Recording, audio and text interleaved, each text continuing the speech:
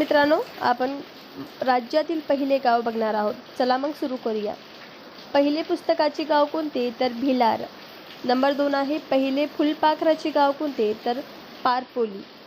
3 नंबरला आहे बघा पहिले मधाचे गाव काय? तर माघार.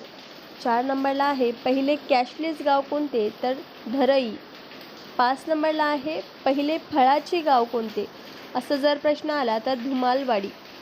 6 नंबरला आपल्यासमोर प्रश्न असा येईल की पहिले कविताचे गाव कोणते?